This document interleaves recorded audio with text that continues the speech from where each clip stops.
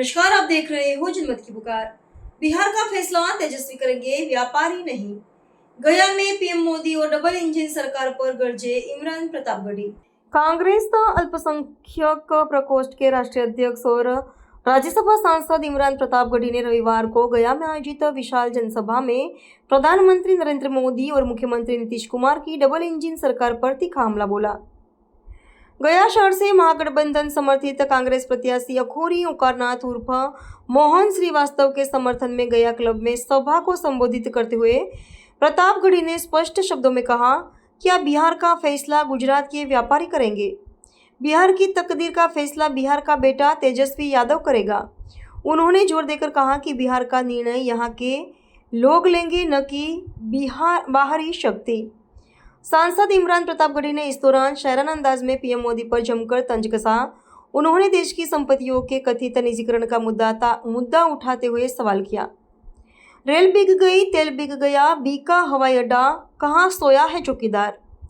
प्रतापगढ़ी ने बिहार चुनाव के बीच महागठबंधन के पक्ष में माहौल बनाते हुए लोगों से एकजुट होने की अपील की। सुनिए पूरी भाषण। ये लड़ाई दो ताकतों के बीच में है। एक लोग वो हैं जो सुबह शाम बांटने की कोशिशें करते हैं और एक तरफ मोहब्बत का वो मसीहा खड़ा है जिसका नाम राहुल गांधी है, जिसने कन्याकुमारी से कश्मीर तक 4000 किलोमीटर पैदल यात्रा की और एक नारा लगाया, नफरत छोड़ो भारत जोड़ो। जिसने एक नारा लगाया कि मुझे नफरत के बाजार में मोहब्बत की दुकान खोलनी है। मैं चला हूं राहुल गांधी के साथ, मैंने देखे हैं उनके पांव के छाले। सुबोध कांत जी चले हैं राहुल जी के साथ, उन्होंने देखे हैं उनके पांव के छाले।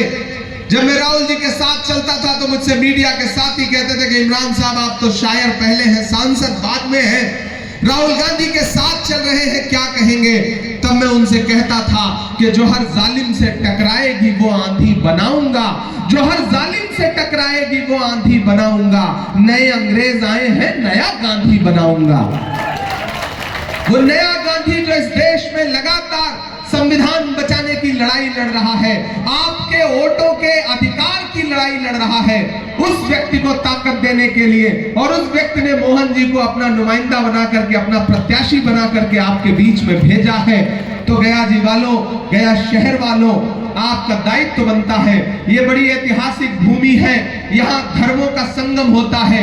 अलग अलग धर्म, अलग अलग संस्कृति, अलग अलग तहजीब के मानने वाले लोग रहते हैं इस शहर में। और इस शहर को अगर मोहन तो भगवान कृष्ण का एक नाम है, अगर मोहन जैसा व्यक्ति इस जगह का नेतृत्व करेगा विधानसभा में, तो आप ये समझ लीजिए कि ये जिन लोगों ने पिछले कई सालों से नेतृत्व के नाम पे सिर्फ छलावा दिया है यहाँ को, उन लोगों से 100 गुना बेहतर काम करके मोहन श्रीवास्तव जी दिखाएंगे। यहाँ बड़ी तादाद में मेरी माएं बहनें बैठी हैं। एक बात आपसे कहना चाहता हूं कि महान बादशाह सिकंदर ने जब यूनान जीता, यूनान फतेह किया, तो जीत का जश्न मनाने के लिए शहर की सड़कों पर निकला।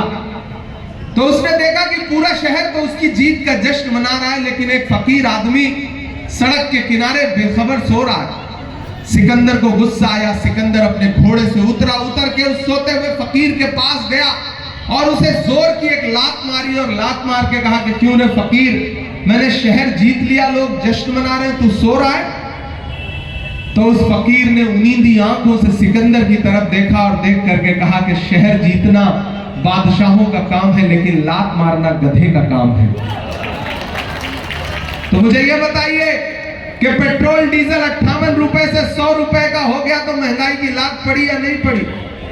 वो आटा चावल, वो दूध दही, वो पनीर और छाछ, ये आए थे ना नारा देकर के बहुत हुई महंगाई की मार अब की बार मोदी सरकार। मैंने तो पार्लियामेंट में भी बजट सेशन में ये बात उठाई थी कि ये आए थे बड़ी बड़ी बातें करके, लेकिन ये सरकार वो सरकार है जो कफन तक पर जीएसटी लगाती है, कफन तक पर जीएसटी लगाती है। ये सरकार वो सरकार है कि जो आप सुबह जब खाना बनाने के लिए रसोई में कढ़ाई में सरसों का तेल डालती है सब्जी बनाने के लिए, तो उसके साथ आपके आंसू भी गिरते हैं, क्योंकि जो सरसों का तेल, खाना बनाने वाला तेल जो 70 रुपए का था 200 रुपए किलो बिक रहा है।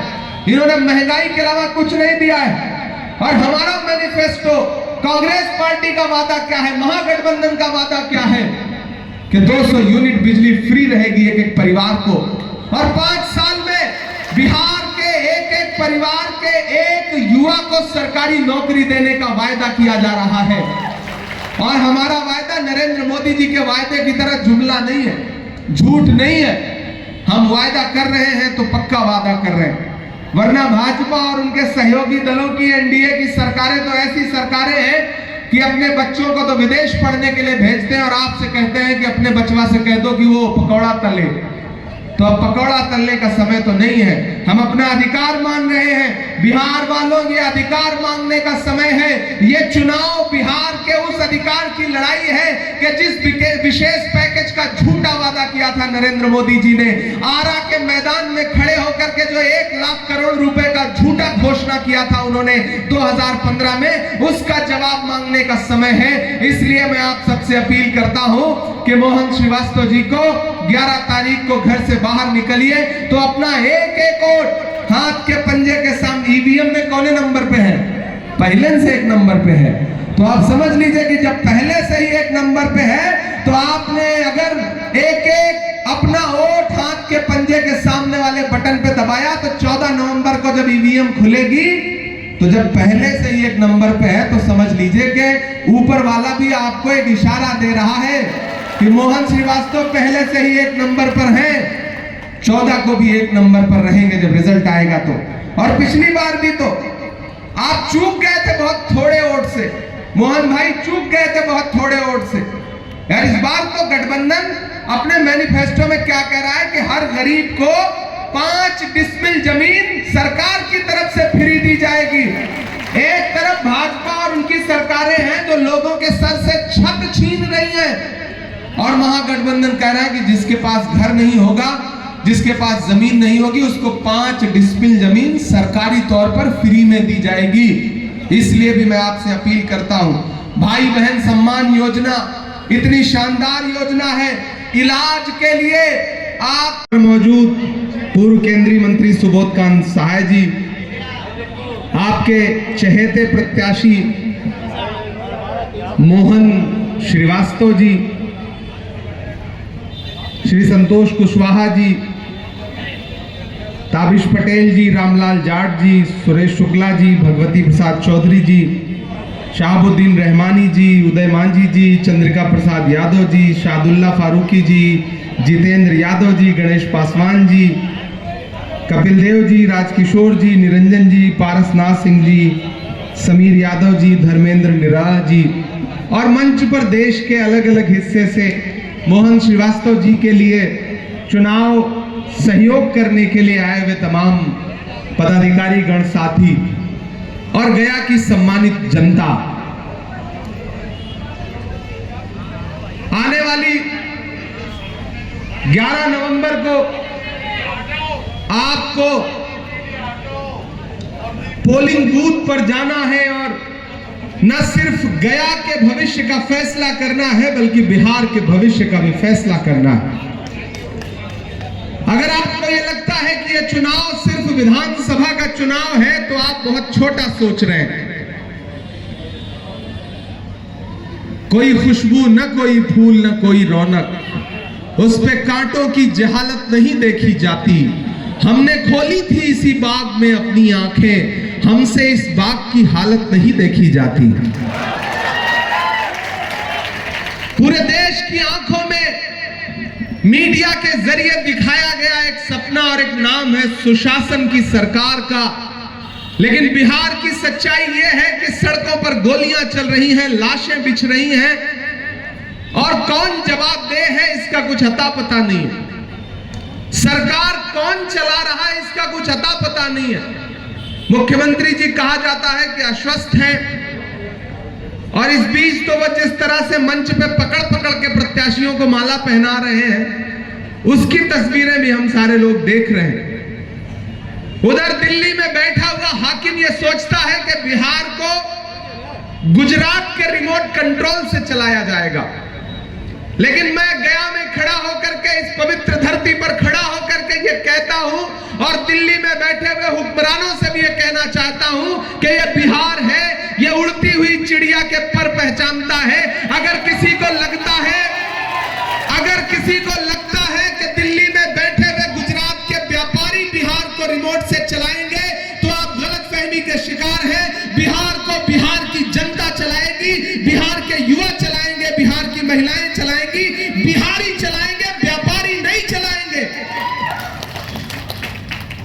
आने वाली 11 तारीख को आपको घरों से निकलना है तो गया जी में पिछले 8 बार से अपनी सेवाएं, इतनी ज्यादा सेवाएं दे चुके हैं कि अब उनको सेवा मुक्त करने का समय आ गया है। उम्र भी हो गई है और काम के नाम पर तो कुछ हुआ नहीं।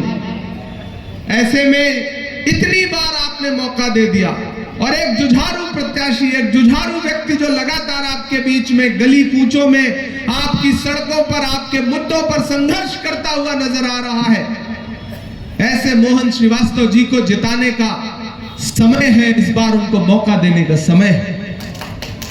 मैं इमरान प्रतापगढ़ी हूं। आपके मुद्दों पर, देश की पार्लियामेंट हो या देश की सड़कें हो, बोलता रहता हूं, लड़ता रहता हूं।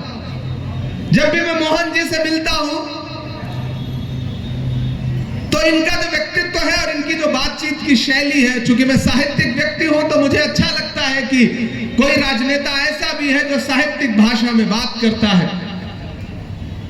अशोक साहिल ने कभी कहा कि मैं तुम्हें अपने उसूलों की कसम देता हूं, मैं तुम्हें अपने उसूलों की कसम देता हूं।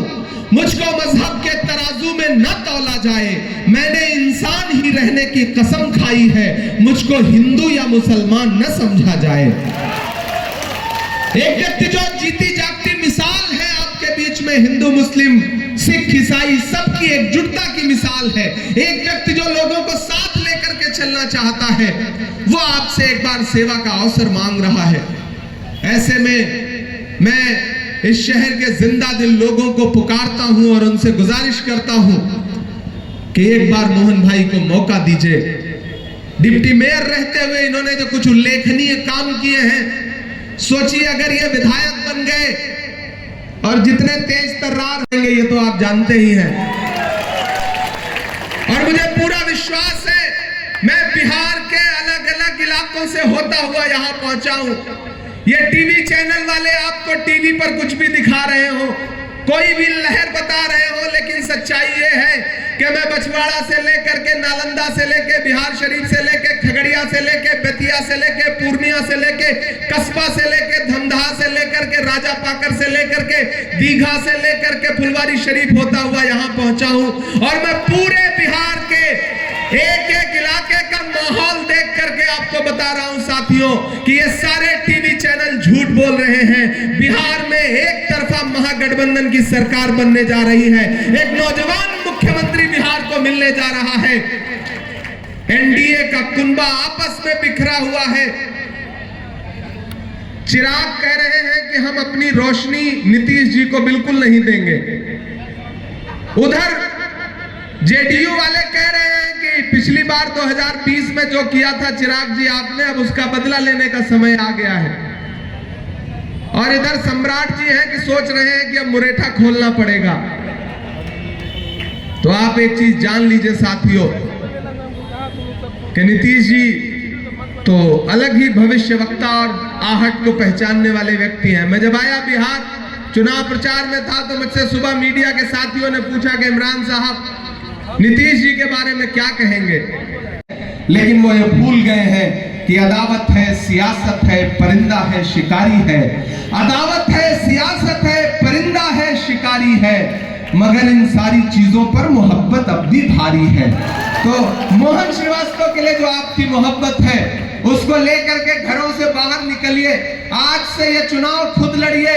आपके व्हाट्सएप पर, फेसबुक पर, इंस्टाग्राम पर, और नौजवान साथियों आप थक गए हैं एक बुजुर्ग मुख्यमंत्री को देखते देखते। तेजस्वी यादव को मुख्यमंत्री बनाने का समय आ गया है। एक नौजवान को मुख्यमंत्री बनाने का समय आ गया है जो बिहार को पुरानी सोच से आगे निकाल करके नौकरियों की बात करता है, जो कहता है कि हमारी सरकार आई तो पेपर लीक नहीं होगा, हमारी सरकार आई तो नौजवानों को पलायन नहीं करना पड़ेगा। यह है ईवीएम मशीन, और इस ईवीएम मशीन में एक नंबर पर पहले से ही हाथ छाप यानी कि पंजे का निशान है एक नंबर पर। तो जो एक नंबर पर ईवीएम मशीन पर पहले से है उसको गिनती में भी एक नंबर पर रखने की जिम्मेदारी आप सारे लोगों की है। यहाँ जो भी बुद्धिजीवी लोग बैठे हैं, दानिश्वर लोग बैठे हैं, मैं आपसे अंत में एक बात कहना चाहता हूँ, अपने लोगों से भी एक बात कहना चाहता हूँ, अपने चाहने वालों से भी एक बात कहना चाहता हूँ कि इस देश में जब नफरतें उफान पर थी तब पूरे देश में एक शख्स खड़ा हुआ 7 सितंबर 2022 को कन्याकुमारी में समंदर के किनारे, और उस व्यक्ति ने कहा कि मैं 4000 किलोमीटर पैदल चलूंगा, बस एक नारा लगाऊंगा, नफरत छोड़ो भारत जोड़ो। उस आदमी ने कहा कि मैं अपने पैर के छालों की परवाह नहीं करूंगा, पैदल चलूंगा, लेकिन समाज में जो नफरत फैली है वो नफरत कम करूंगा। तो आप तो इस बात पर ईमान रखते हैं ना कि मजदूर का पसीना सूखने से पहले उसकी मजदूरी उसे दे देनी चाहिए। अगर आपने हमारा अभी तक चैनल सब्सक्राइब नहीं किया है तो कृपया चैनल सब्सक्राइब कर लें, लाइक करें, शेयर करें, कमेंट करें। तो मिलते हैं फिर किसी और खबरों के साथ। नमस्कार।